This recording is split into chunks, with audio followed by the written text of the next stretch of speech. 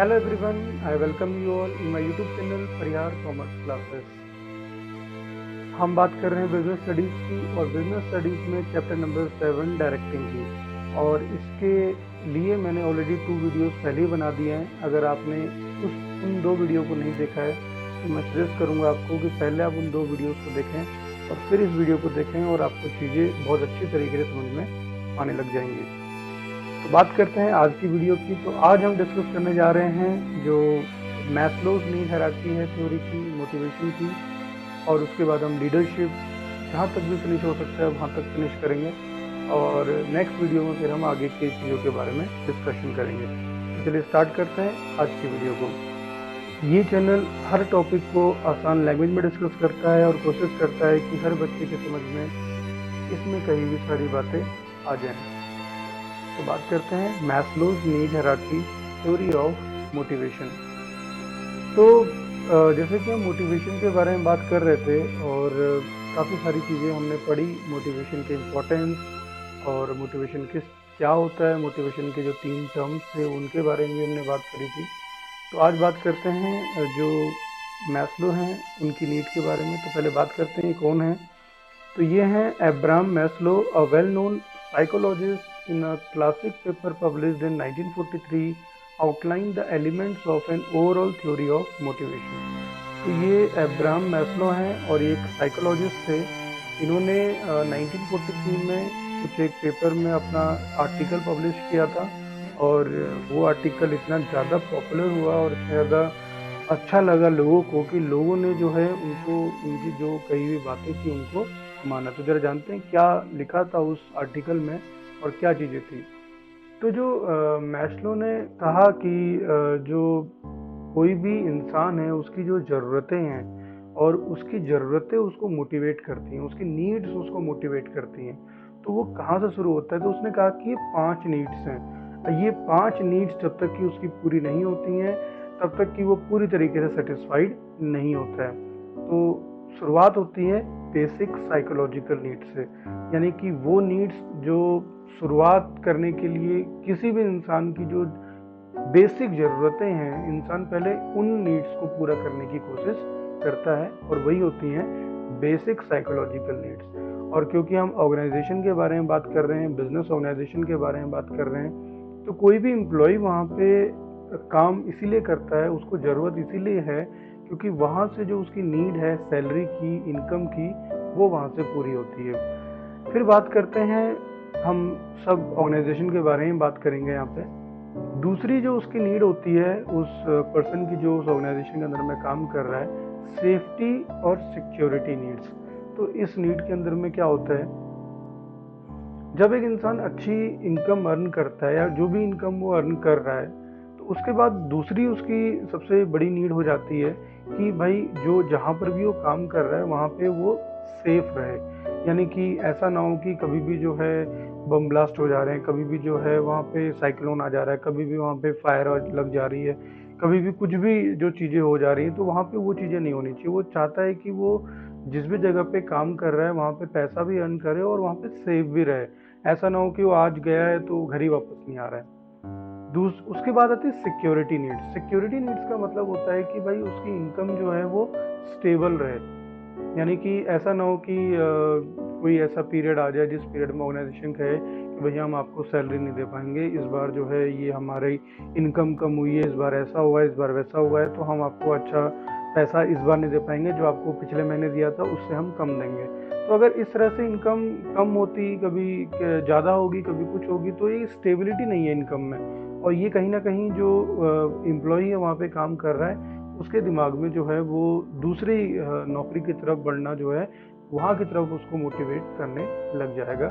इसीलिए ये ज़रूरत अगर उसकी पूरी हो जाती है कि स्टेबिलिटी रहे इनकम की और आने वाले टाइम में जब वो रिटायर हो तो उसका ऑर्गेनाइजेशन उसको पैसे पेंशन प्रोवाइड करे या अच्छा खासा एक लमसम अमाउंट प्रोवाइड करे ताकि वो अपनी बाकी की लाइफ की ज़रूरतों को वहाँ पे आसानी से पूरा कर पाए।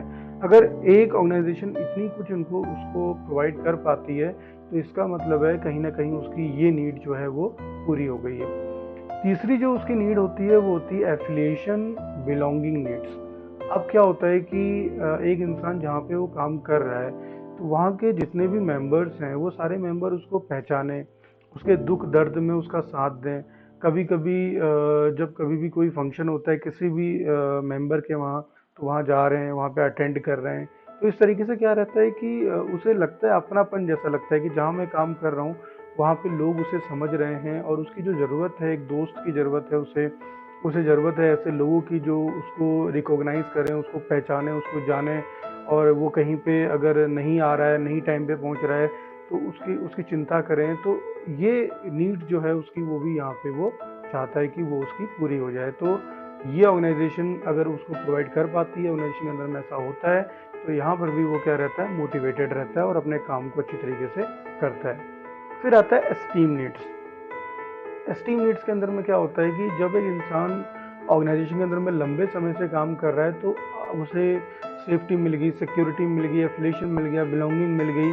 अब वो चाहता है कि वो जिस भी स्टेटस पे है, जिस भी पोजीशन पे है, वो अगर मैनेजर पोजीशन पे है या टॉप मैनेजमेंट मैनेजर की पोजीशन पे है या मिडिल पे है, जहाँ पर भी है, मैनेजर है, एम्प्लॉई है, वर्कर है, सुपरवाइजर जो भी है, तो वो चाहता है कि उसकी जो है रिस्पेक्ट हो।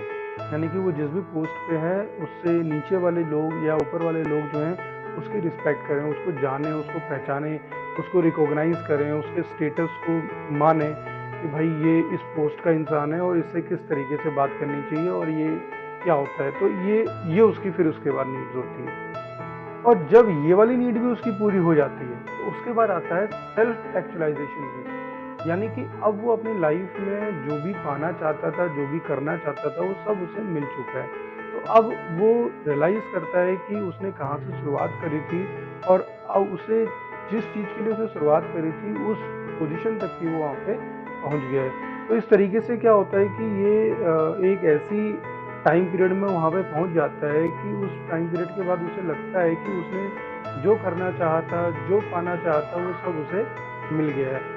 तो अब बात करते हैं कि जो ये थ्योरी बनाई है मैस्लो ने, तो वो किन बातों को ध्यान में रख के बनाई। ये बहुत इंपॉर्टेंट क्वेश्चन आता है कि जो मैस्लो की थ्योरी है वो किन एजम्पशंस पे बेस्ड है। तो ये 4 एजम्पशंस हैं जिनके ऊपर मैस्लो की थ्योरी जो है वो बेस्ड है। तो क्या एजम्पशंस हैं?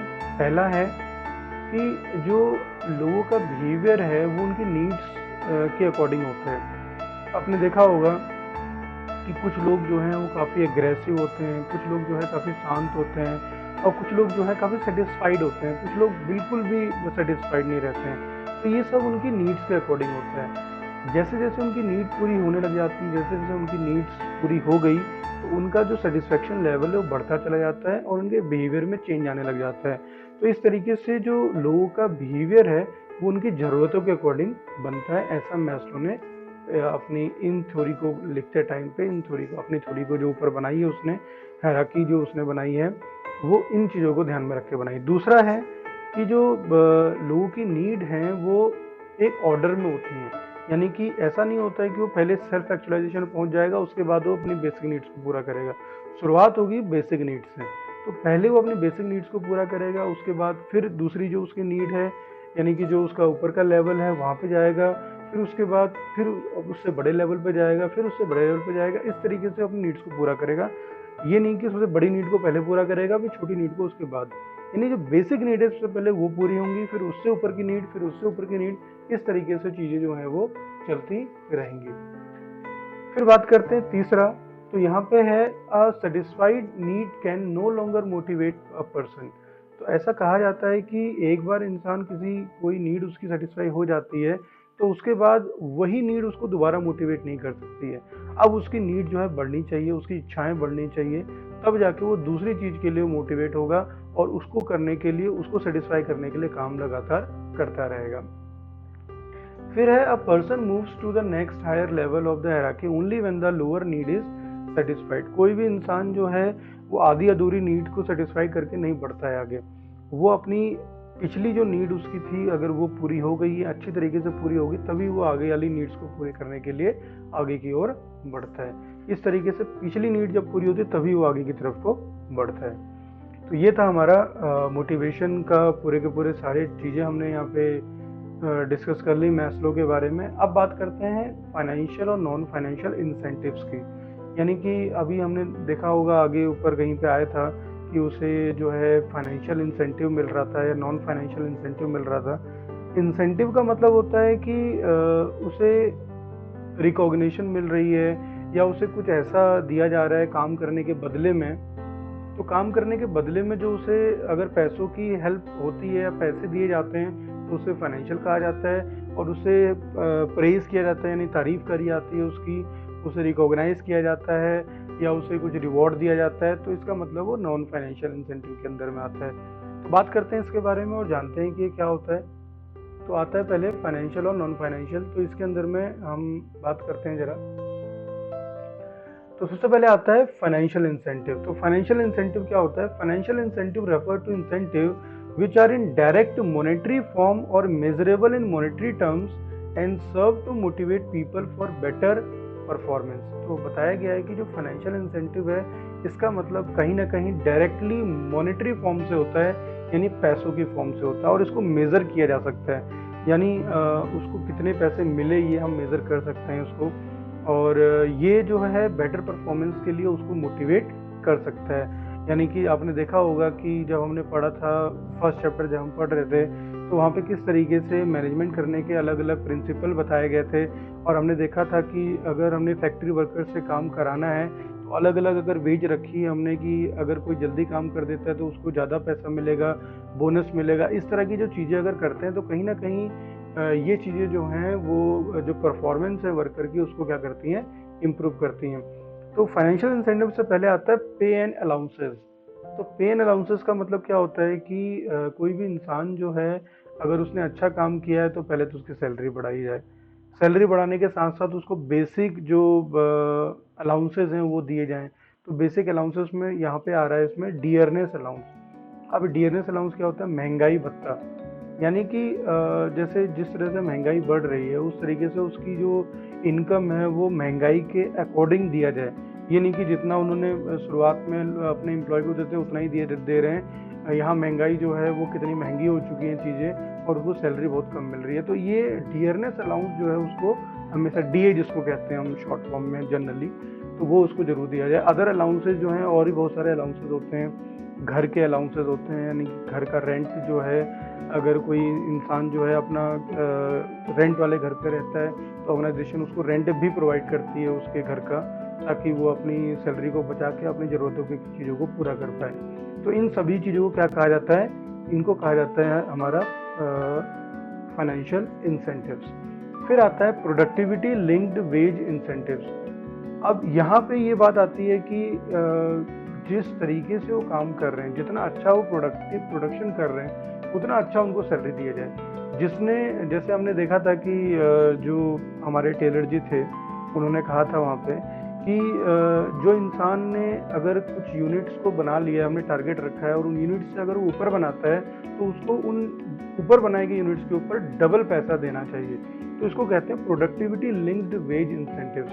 तो यहाँ पे डिफरेंशियल पीस वेज सिस्टम जो हमने देखा था, तो यहीं पे यहाँ पर भी वही बात हो रही है कि अगर कोई इंसान जो है अपना काम टाइम पे कर देता है और उससे ज़्यादा काम करता है जितना काम उसको दिया जाता है, तो भैया उसको ज़्यादा काम करने पे उसको जो उसका पैसा है उसको बढ़ा के देना चाहिए। इससे क्या होता है कि उसको मोटिवेट होता है और ज़्यादा अच्छा काम करने की हमेशा कोशिश करता है। फिर है बोनस।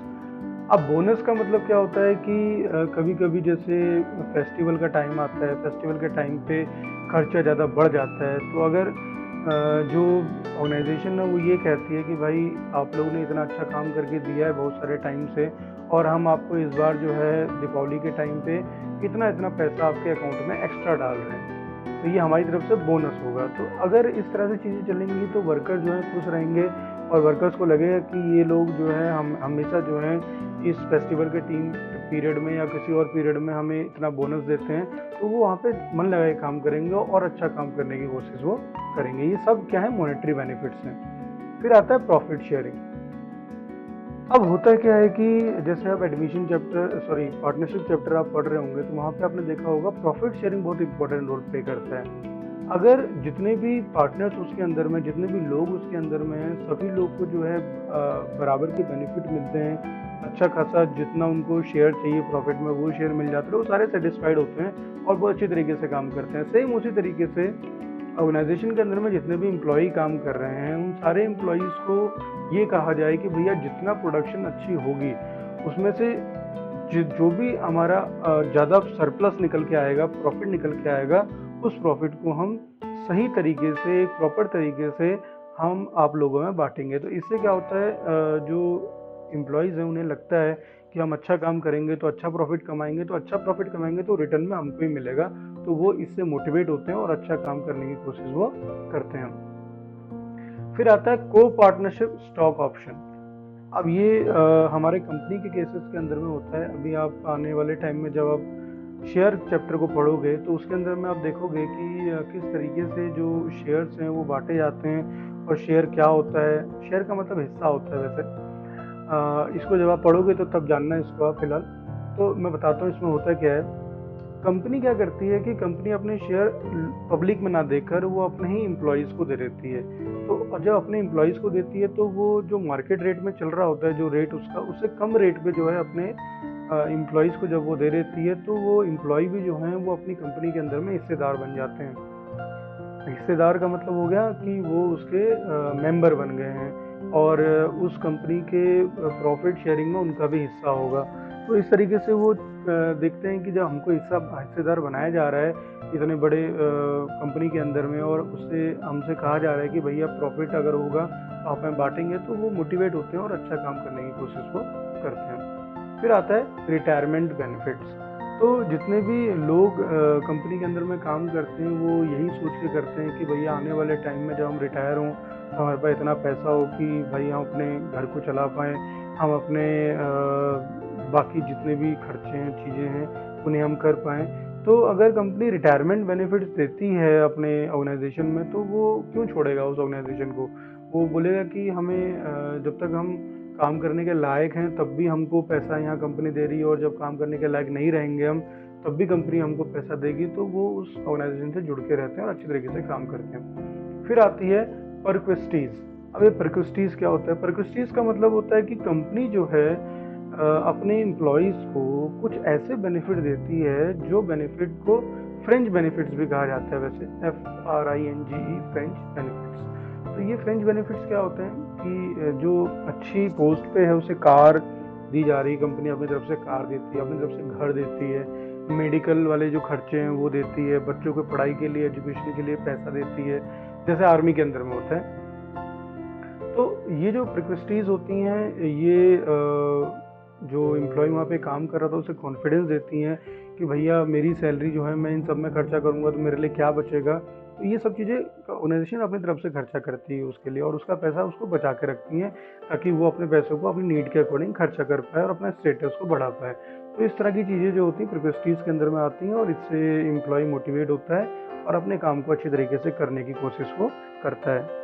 फिर आता है नॉन फाइनेंशियल इंसेंटिव्स, यानी ऐसे इंसेंटिव जिसके अंदर में मॉनेटरी बेनिफिट्स नहीं है, लेकिन कुछ ऐसा है जिसको देखकर जो जैसे मैंने बताया था आपको कि कुछ एम्प्लॉय ऐसे होते हैं कि वो पैसे वाले बेनिफिट को लेना ज़्यादा पसंद करते हैं, और कुछ ऐसे होते हैं जो पैसों की बजाय उन्हें अपने ऑर्गेनाइजेशन के अंदर में स्टेटस चाहिए, रिकॉग्निशन चाहिए, उन्हें ऐसा होना चाहिए कि भाई उनको जाने लोग, उनको पहचाने लोग, वो उनको ज़्यादा पसंद होता है। तो उनको नॉन फाइनेंशियल इंसेंटिव्स कहा जाता है। तो उसके अंदर में क्या आता है, उससे पहले आता है स्टेटस। स्टेटस का मतलब क्या होता है कि भाई देखो, जो हमने पढ़ा था मैस्लो की थ्योरी में एस्टीम नीड्स, यानी कि स्टेटस वाली नीड, जो एक रिकॉग्निशन उसे चाहिए ऑर्गेनाइजेशन के अंदर में, लोग उसको पहचान रहे हैं, उसकी रिस्पेक्ट कर रहे हैं। तो रिस्पेक्ट जो है, स्टेटस जो है वो जो है यहाँ पे दिया जाता है, उसको पैसे नहीं दिए जाते, उसकी प्रमोशन कर दी जाती है, या उसको जो है हाउसिंग वाले बेनिफिट दिए जा रहे हैं, या उसको उसके बच्चों को पढ़ाने का खर्चा, या फिर जो भी बेनिफिट हैं वो उसको दिए जा रहे हैं, तो उसको कहा जाता है कि उसके स्टेटस को बढ़ा दिया है। फिर आता है ऑर्गेनाइजेशनल क्लाइमेट। अब ये ऑर्गेनाइजेशनल क्लाइमेट क्या होता है? जैसे बहुत सारी कंपनीज होती हैं, हर कंपनी जो है अपने एम्प्लॉयज़ को खुश रखने के लिए इतने सारे जो नॉन फाइनेंशियल या फाइनेंशियल बेनिफिट अपने लोगों को देते रहते हैं। कई कंपनीज जो हैं वो इसको बहुत अच्छी तरीके से करती हैं, कई कंपनी नहीं कर पाती हैं। तो अगर एम्प्लॉयज़ को लगेगा कि भैया वो दूसरी कंपनी के अंदर में ज़्यादा ऑर्गेनाइजेशनल क्लाइमेट जो है ज़्यादा बेटर है, तो वो उस तरफ बढ़ने की कोशिश करें, यानी कि वहाँ पे अच्छे बेनिफिट दिए जा रहे हैं, वहाँ पे अच्छी रिकॉग्निशन दी जा रही है, वहाँ पे हर चीज़ को एम्प्लॉई को देखते हुए बनाया जाता है, तो वहाँ पे जाने की वो लोग कोशिश करने लग जाएंगे। इसीलिए हर एक ऑर्गेनाइजेशन चाहता है कि उसका जो ऑर्गेनाइजेशनल क्लाइमेट है वो बहुत अच्छा रहे, और ताकि जो एम्प्लॉयज़ हैं वो उन्हें छोड़कर दूसरी तरफ को ना जाए। फिर आता है हमारा नेक्स्ट, करियर एडवांसमेंट अपॉर्चुनिटी। अब एक एम्प्लॉय जो है एक पोस्ट पे काफ़ी लंबे समय से काम कर रहा है, और उसने लंबे समय से काम करते हुए उसने बहुत सारा समय वहाँ पे अपना दे दिया है। अगर वो वहाँ से छोड़कर किसी दूसरे की तरफ जाता है, तो अब वहाँ पे उसे दोबारा से अपनी पहचान बनाने, वो सब करने में उसे काफ़ी लंबा समय लग सकता है, और हो सकता है कि वो वहाँ तक ना पहुँचे।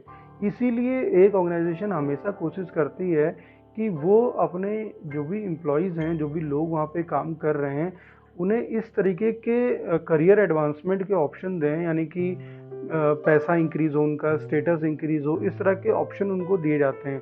यानी उनको हो सकता है कि बड़ी कंपनीज़ में उनको प्रमोट कर दिया जाए, या हो सकता है कि उनकी अच्छी स्किल्स को देखते हुए उनको मैनेजर बना दिया जाए।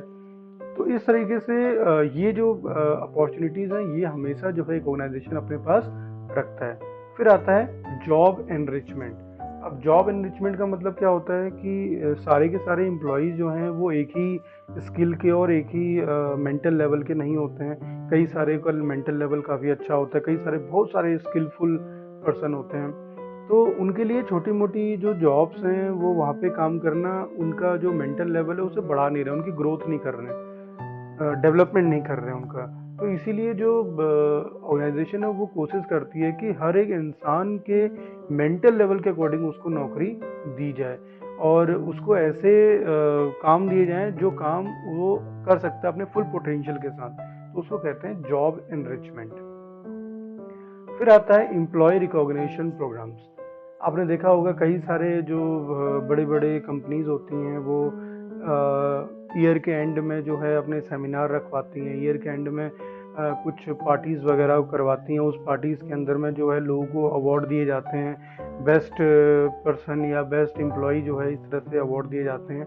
तो ये जो रिकॉग्निशन प्रोग्राम्स हैं ये बहुत इंपॉर्टेंट रोल प्ले करते हैं, और ये दिखाते हैं कि उस इंसान ने अपने इस एक साल के अंदर में क्या किया, या पूरे टाइम भर में क्या किया है, और उसको ये रिकॉग्निशन अगर मिलते हैं तो वो हमेशा मोटिवेट होकर काम करते रहते हैं। और उसके अंदर में क्या क्या चीज़ें आती हैं कि हम अपने एम्प्लॉय को कॉन्ग्रेचुलेट कर रहे हैं उनके गुड परफॉर्मेंस में, यानी उनको बुलाया जा रहा है स्टेज के ऊपर में, उनकी फैमिली को बुलाया जा रहा है और उनको रिकॉग्नाइज़ किया जा रहा है। तो इस तरीके से क्या होता है, उनको काफ़ी अच्छा लगता है। या फिर नोटिस बोर्ड में उनके नाम लिखाए जा रहे हैं जो अच्छा काम करता है। आपने देखा होगा कि अगर कहीं पे नोटिस बोर्ड में आपका नाम आ जाता है तो आपको कितना अच्छा लगता है अच्छे अच्छे काम करने के लिए।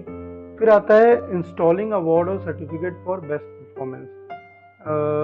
उस इंसान का जो नाम है, जैसे आपने देखा होगा टॉप जो लिस्ट होती है स्कूल में बच्चों की, अगर वो उस बोर्ड में आपका नाम होता है तो आपको कितना अच्छा लगता है। तो ये भी काफ़ी अच्छी चीज़ होती हैं। उन लोग को जो है कंपनी की तरफ से मेमेंटोज दिए जाते हैं, टी शर्ट्स दी जाती हैं अपनी कंपनीज़ की, तो उन्हें वो पहन के जब आते हैं, जैसे आपने देखा होगा आईपीएल के अंदर में पर्पल कैप और वो सब चीज़ें जो चलती हैं, तो वो क्या हो रहा है, उनको रिकॉग्निशन मिल रही है इतने सारे लोगों में, कुछ अच्छा उन्होंने किया है, तो उसके लिए उनको वो मोटिवेट होते हैं और अच्छा करने की कोशिश वो करते हैं। Rewarding an employee for giving valuable suggestions. और इस तरीके से अगर कोई एम्प्लॉय अपने सजेशन देना चाहता है तो उसको वहाँ पे वैल्यूएबल सजेशंस के लिए उसको जो है रिकॉग्नाइज किया जाता है, उसका प्रेज किया जाता है, सब लोग के सामने सम्मान किया जाता है, तो वो अच्छा लगता है उसे। फिर आता है जॉब सिक्योरिटी। तो जॉब सिक्योरिटी बहुत इंपॉर्टेंट है। अगर जॉब सिक्योरिटी होगी, ऐसा नहीं होगा कि कभी भी आपको निकाल दिया जा रहा है, कभी आपसे कहा जा रहा है कि जाओ अपना अपना आपको देख लो, जहाँ हो दूसरी जगह देख लो। तो अगर जॉब सिक्योरिटी रहेगी तो एम्प्लॉय जो है वो ऑर्गेनाइजेशन के लिए बेहतर के लिए हमेशा काम करेगा और कोशिश करेगा कि वो ज़्यादा अच्छे से अच्छा कर सके, और अपने जो चीज़ें हैं परफॉर्मेंस उसको बढ़ाए, ताकि कंपनी का उससे फ़ायदा हो और उसका भी अल्टीमेटली फ़ायदा हो। Employee participation. बड़े बड़े डिसीजंस में एम्प्लॉयज़ को बुलाया जाए, एम्प्लॉय से पूछा जाए कि कैसे करना चाहिए, क्या करना चाहिए। इससे एम्प्लॉयज़ क्या होते हैं, मोटिवेट होते हैं, उन्हें लगता है कि भाई कंपनी जो है उनसे पूछ रही है, उनसे पूछ के डिसीजन ले रही है, तो वो क्या होते हैं, काफ़ी खुश रहते हैं और मोटिवेट होकर अपने काम को करते हैं। तो ये सब जितनी बातें हम अभी डिस्कस कर रहे हैं वो सारी क्या है, नॉन फाइनेंशियल्स हैं, यानी कि नॉन फाइनेंशियल इंसेंटिव्स हैं। फिर आता है एम्प्लॉय एम्पावरमेंट। अब ये क्या होता है, employee empowerment means giving more autonomy and powers to subordinates, यानी कि मैनेजर जो हैं वो ये ना कहें कि तू ऐसा कर तू ऐसा कर, ऑर्डर ही ऑर्डर देते रहें। जो एम्प्लॉय वहाँ पे काम कर रहे हैं उन्हें भी बोलने का मौका दिया जाए, उन्हें भी अपनी सजेशन रखने का मौका दिया जाए। तो इससे क्या होता है कि वो खुल के अपने काम को करते हैं। कहीं प्रॉब्लम आती है, मैनेजर अगर कुछ कहीं पे उन्हें लगता है कि मैनेजर अगर ये करता तो ज़्यादा बेटर होता, तो वहाँ सजेशन देते हैं अपने। इसको कहते हैं एम्प्लॉय को एम्पावरमेंट करना। तो इससे क्या होता है, एम्प्लॉय मोटिवेट होता है, उन्हें लगता है कि उनकी भी सुनी जा रही है और हमेशा अपनी अपनी नहीं करी जा रही है, तो मोटिवेट होकर काम करते हैं और इससे सबका फायदा होता है। तो ये था पूरा का पूरा चीज टॉपिक मोटिवेशन के बारे में। अब आता है हमारा नेक्स्ट टॉपिक लीडरशिप। ये छोटा ही है, फटाफट फिनिश करते हैं इसको। लीडरशिप क्या होती है जरा जानते हैं इसको। Leadership may be defined as the process of influencing the behavior of people by making them strive voluntarily towards the achievement of goal। देखो, एक मोटिवेटर जो था वो अलग चीज थी, लीडरशिप जो है वो अलग चीज है। हम जब आगे जाके लीड करते हैं, लेड करना बोलते हैं वैसे तो उसको, तो जब हम उसको लीड करते हैं, दिखाते हैं कि भाई ये काम ऐसे हो सकता है और आप लोग भी करो इसको, जैसे हमारे नेता लोग हैं। तो ये जो लीडरशिप है ये बहुत इंपॉर्टेंट रोल प्ले करती है। ये लोगों को इन्फ्लुएंस कर देती है, पॉजिटिव इन्फ्लुएंस कर देती है किसी भी काम को करने के लिए। वो इतने ज़्यादा उनसे खुश हो जाते हैं, इतने ज़्यादा उनसे प्रभावित हो जाते हैं, इन्फ्लुएंस का मतलब प्रभावित होना, कि वो उनकी तरह ही बनना चाहते हैं, उनकी तरह ही करना चाहते हैं। तो इसमें जो बहुत सारे लोग हैं, जैसे बिल गेट्स हैं, अंबानीज हैं, इन्फोसिस हैं, ये लोग जो हैं अगर ये कहीं ना कहीं ये लोग ना होते उन कंपनीज के अंदर में, तो शायद उन कंपनीज के बारे में हम ज़्यादा ना जान पाते। फिर आता है हमारा नेक्स्ट टॉपिक। हमने बात कर ली लीडरशिप के बारे में, हम बात करते हैं जो फीचर्स हैं लीडरशिप के, उनके बारे में बात करते हैं।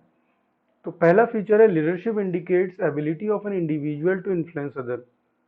यानी कि अगर हम दूसरे को इन्फ्लुएंस कर पा रहे हैं किसी काम को करने के लिए, तो वो क्या है, लीडरशिप है। लीडरशिप का पहला फीचर है leadership tries to bring change in the behaviour of other.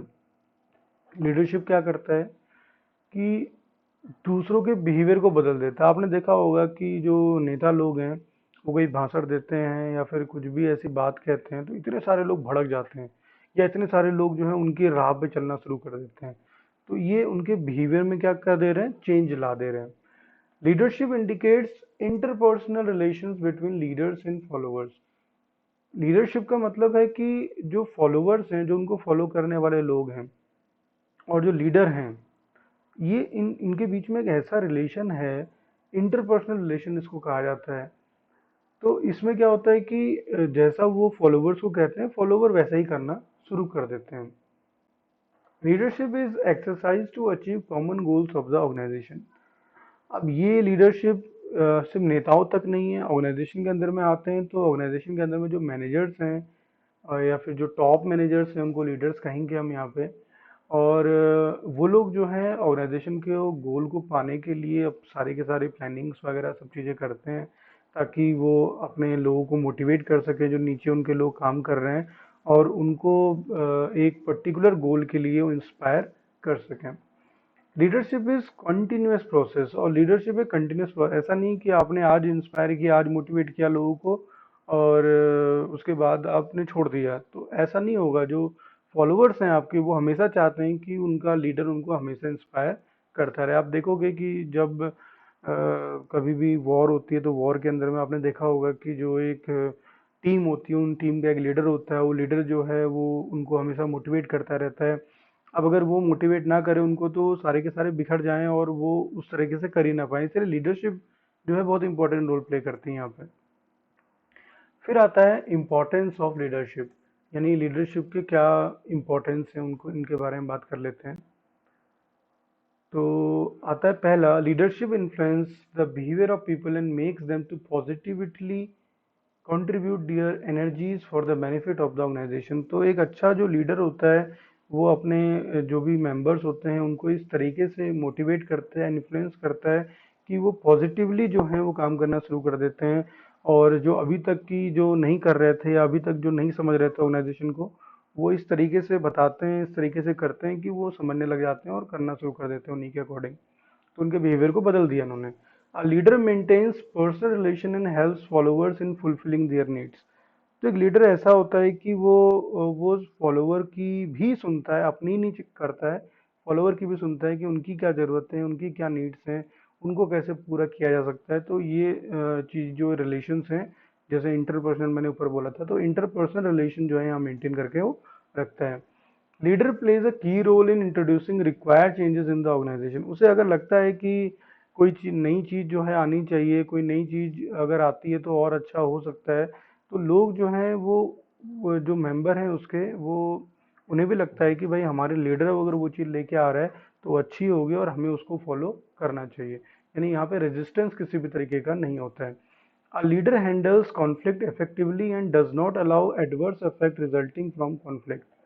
एक लीडर अगर कभी भी मेंबर्स के बीच में कभी भी लड़ाई झगड़ा हो जाता है, कभी भी कोई बात ऐसी हो जाती है कि उनको प्रॉब्लम होना शुरू हो जाती है एक दूसरे के बीच में, तो लीडर इस तरीके से वहाँ पे आके अपनी बात को कहता है और इस तरीके से उस झगड़े को सॉल्व करता है कि दोबारा से वो झगड़ा होता ही नहीं है। तो फिर है लास्ट इसमें, leaders provide training to their subordinate. तो लीडर खुद इतना ज़्यादा स्किलफुल होता है, इतना टैलेंटेड होता है, उसने जो सीखा होता है वो अपने फॉलोवर्स को सिखा रहा होता है, अपने फॉलोवर्स को भी अपनी तरह ही बनाने की कोशिश वो करता है, क्योंकि वहीं पे वो ट्रेनिंग देना उनको शुरू करता है। ट्रेनिंग का मतलब हो गया कि जो उसके अंदर है लोग उसको देख के सीख रहे हैं, और अगर कुछ अच्छा और सीखना चाहते हैं तो आपस में जाकर एक दूसरे से सीख लेते हैं। हाँ, अब आता है नेक्स्ट टॉपिक हमारा, qualities of a good leader. तो एक अच्छा लीडर के अंदर में क्या चीजें होनी चाहिए, तो जरा जानते हैं इसको। सबसे पहले फिजिकल फीचर। कोई भी एक अच्छा लीडर जो है उसकी हाइट, वेट, हेल्थ, अपीयरेंस, ये बहुत इंपॉर्टेंट रोल प्ले करता है। और अगर ये सब उसके अंदर में है तो लोग जो हैं पहले इसी से ही अट्रैक्ट हो जाते हैं, और फिर वो जो कहता है वो तो है ही अच्छा, लेकिन उसकी जो पर्सनैलिटी है वो भी ऐसी होनी चाहिए कि उसे देख कर लोग जो हैं वो अपने आप से उसको फॉलो करने लग जाएं। नॉलेज, ऑब्वियस सी बात है, नॉलेज तो उसके अंदर होना ही होना चाहिए। अगर एक लीडर सिर्फ अच्छा दिखता है और नॉलेज नहीं है तो थोड़े टाइम के लिए हो सकता है कि उससे अट्रैक्ट हो लोग, लेकिन फिर उसके बाद उसको छोड़ देंगे। इसीलिए नॉलेज उसके अंदर में होना बहुत ज़्यादा जरूरी है। फिर है इंटेग्रिटी। इंटेग्रिटी का मतलब क्या है कि वो ऑनेस्ट होना चाहिए। उसे किस तरीके से चीज़ों को अच्छी, मतलब ज़्यादातर लोग क्या करते हैं कि वो जब अच्छा देखते हैं किसी के अंदर में, उन्हें लगता है कि वो अच्छे काम करता है, और इस तरह से अगर वो काम करेगा तो वो बेटर है हमारे पूरी सोसाइटी के लिए और सब लोग के लिए। तो ज़्यादातर लोग ऐसे लोगों से ज़्यादा इन्फ्लुएंस होते हैं, तो वो इंटीग्रिटी उनके अंदर होनी चाहिए। इनिशिएटिव, एक लीडर का मतलब ही है कि वो हमेशा इनिशिएटिव लेता है, वो पहले किसी काम को करने की कोशिश करता है, और इस तरीके से करता है कि वो परफेक्टली काम हो जाता है, और लोग जब उसे देखते हैं तो वो कहते हैं कि वाह कैसे कर दिया तुमने, और हम भी इसको सीखना चाहते हैं, तो बन गया लीडर। फिर है कम्युनिकेशन स्किल। उसकी कम्युनिकेशन स्किल बहुत स्ट्रांग होनी चाहिए, वो हर किसी को समझा पाए, हर किसी को वो बता पाए, और हर किसी के प्रॉब्लम को भी समझ सके, उनको उसका सोल्यूशन दे सके उनको। तो वो कम्युनिकेशन स्किल उसके अंदर में होनी चाहिए। मोटिवेशन स्किल, मोटिवेशन तो होना ही होना चाहिए हर किसी लीडर के अंदर में, कि वो कोई ऐसा उनका मेंबर है जो अभी तक जो है वो काम नहीं कर पा रहा था, या प्रॉब्लम में था या दुखी था, तो उसको ऐसे मोटिवेट करें कि वो जो नेगेटिव में था वो पॉजिटिव की तरफ वो चेंज हो जाए। सेल्फ कॉन्फिडेंस बहुत ज़्यादा ज़रूरी है। सेल्फ कॉन्फिडेंस अगर है कोई भी लीडर, तो वो चीज़ें को समझ पाता है, कर पाता है, खुद भी उस चीज़ के बारे में जानता है, और जो भी चीज़ होने वाली है उसके बारे में भी जानता है, क्योंकि वो नॉलेजेबल है, कॉन्फिडेंस है उसको अपने ऊपर। तो अपने ऊपर कॉन्फिडेंस होना बहुत ज़्यादा ज़रूरी है लीडर को। जब अपने ऊपर उसका कॉन्फिडेंस होगा तभी दूसरों का उसके ऊपर में कॉन्फिडेंस होगा। फिर है डिसिसिवनेस। यानी कि वो किसी भी काम को इस तरीके से मैनेज कर रहा है कि वो काम गलत हो ही नहीं रहा है। वो ऐसा नहीं कर रहा है कि चलो अभी ये करते हैं, नहीं नहीं नहीं नहीं, अब ये करते हैं, नहीं नहीं अब ये गलत हो गया, इसको करते हैं। ऐसा नहीं होना चाहिए। उसने जो बोला है, सोचा है, वो सोच समझ के बोलना चाहिए। और जब बोल दिया एक बार तो बार बार उसको पलटना नहीं चाहिए। तो ये होता है डिसिसिवनेस। फिर है सोशल स्किल्स। एक लीडर के अंदर में किस तरीके से अपने फॉलोवर्स बनाने हैं, किस तरीके से लोगों को समझाना है, अपना बनाना है लोगों को, तो वो उसके अंदर में होना चाहिए, तभी वो उस चीज़ को कर पाता है। लास्ट टॉपिक है आज का हमारा, लीडरशिप स्टाइल। तो इसके अंदर में 3 लीडरशिप स्टाइल हैं, आप इनको जानोगे इसके अंदर में, ये डायग्राम के थ्रू भी समझाया गया है। सबसे पहले आता है ऑटोक्रेटिक और ऑथराइटेरियन लीडरशिप स्टाइल। इसका मतलब होता है, जैसे आपने देखा होगा डिक्टेटर जो होते हैं, जो कहते हैं कि मैंने जो कहा वही करो, उसी की तरीके से करो, और दूसरी चीज इसके अंदर में अपना दिमाग आप नहीं लगाओगे, जैसा मैंने कह दिया बस वैसे ही करो। तो उसको कहते हैं ऑटोक्रेटिक लीडर। तो ये ऑटोक्रेटिक लीडर क्या होता है कि ये बॉस सेंटर लीडरशिप होती है, यानी कि बॉस ने जो कह दिया वही फॉलो करना है, और दूसरे जो मेंबर्स हैं वो अपना दिमाग इसमें नहीं चलाएंगे। तो इस तरह की जो लीडरशिप होती है ये इसके अंदर में जो मैनेज मेंबर्स होते हैं उनकी नहीं चलती है इसमें, लेकिन ये काफ़ी इफ़ेक्टिव होती है। और उस जगह पे इफ़ेक्टिव होती है जहाँ पे वर्कर्स काम करते हैं ज़्यादातर। अगर वर्कर्स अपने अपने मन से मशीन को चाहने लग जाएंगे, और अपने मन से जो है टाइम से नहीं आ रहे, टाइम से जा नहीं जा रहे हैं, तो इससे क्या होगा कि वो कभी भी फैक्ट्री चल ही नहीं पाएगी। इसलिए ऐसी जगह पर ऑटोक्रेटिक लीडर जो है वहाँ पे अच्छा माना जाता है। फिर है हमारा नेक्स्ट, मैं इसका आपको डायग्राम भी दिखा दूं, तो यहाँ पे डायग्राम दिया होगा इसका।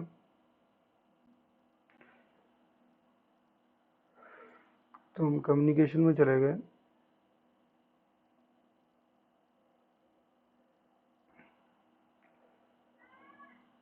कि डायग्राम शायद इसमें नहीं है इनके इनके पास। मैंने देखा तो था डायग्राम, चलो कोई बात नहीं, मैं बता देता हूँ आपको कि क्या होता है इसका मतलब। फिर आता है दूसरा हमारा, डेमोक्रेटिक और पार्टिसिपेटिव लीडर। अब ये डेमोक्रेटिक और पार्टिसिपेटिव लीडर क्या होता है? एक ऐसा लीडर जो सभी लोगों की सुनता भी है और अपनी बताता भी है। और इस तरह की जो लीडरशिप होती है उसे डेमोक्रेटिक लीडरशिप कहा जाता है। और ये जो स्टाइल है ये म्यूचुअल बेनिफिट्स के ऊपर फॉलो करी जाती है। सबॉर्डिनेट्स को भी एक इम्पॉर्टेंट पार्ट माना जाता है टीम का। और इस तरीके से जो लीडर है, यानी कि जो हेड है, उसको अच्छे डिसीजन लेने में उसको क्या मिलता है? मदद मिलती है। जैसे हमारी डेमोक्रेटिक कंट्री है, डेमोक्रेटिक कंट्री के अंदर में सभी लोगों के पार्टिसिपेशन कराया जाता है। जितने भी हमारे लीडर्स हैं वो पार्लियामेंट में बैठकर डिस्कशन करते हैं, तब जाके कहीं एक बड़ा अच्छा डिसीजन जो है निकल के आ पाता है। तो ये जो लीडरशिप है ये अच्छी मानी जाती है। फिर आता है लास्ट हमारा, लाइजेस फेरी और फ्री राइन लीडर।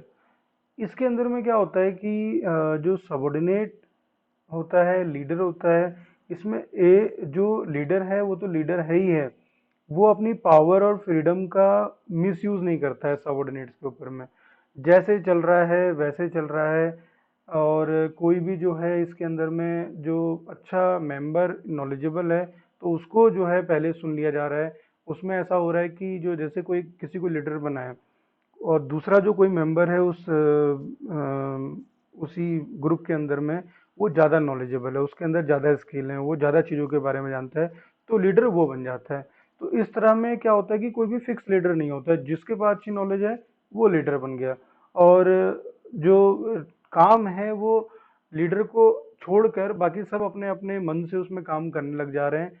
और ऐसा उस केस में होता है जिस केस के अंदर में जितने भी लोग मेंबर रखे गए हैं और जो लीडर है, लीडर को नॉलेज है, लेकिन उससे बेटर नॉलेज जो है बाकी मेंबर्स को है। तो सारे मेंबर्स को छोड़ दिया गया है कि चलो ठीक है तुम अपने अकॉर्डिंग काम करो, और जहाँ प्रॉब्लम लगती है तो आना मेरे पास, नहीं लगती तो अपने अकॉर्डिंग ही काम कर लो। तो इस तरह की जो लीडरशिप होती है ये वहाँ पे काफ़ी अच्छी होती है, जहाँ पर अच्छे ट्रेंड, नॉलेजेबल और सेल्फ मोटिवेटेड अपने आप से काम करने वाले मेंबर्स होते हैं। वहाँ पे ऐसी लीडरशिप जो है बहुत ज़्यादा काम आती है, जहाँ पे उनको छोड़ दिया जाता है कि आप काम करो, बस काम फिनिश करके मुझे दो। तो ये था हमारा लीडरशिप का टॉपिक। नेक्स्ट टॉपिक जो है कम्युनिकेशन, और उसके बाद जो बच गया नेक्स्ट वो सॉरी ये लास्ट टॉपिक है शायद कम्युनिकेशन का। तो कम्युनिकेशन के टॉपिक को कोशिश करेंगे कि हम 2 वीडियो में या 1 वीडियो जितने में ख़त्म होगा उसमें हम फिनिश कर लेंगे इसको। तो सभी लोग को ये बातें समझ में आ गई होंगी आई होप। अगर आप सीखना चाहते हैं तो कोई भी चीज़ आपको सीखने से रोक नहीं सकती है। तो अपना दिमाग का यूज़ करें, सीखने की कोशिश करें और सीखें। Thank you.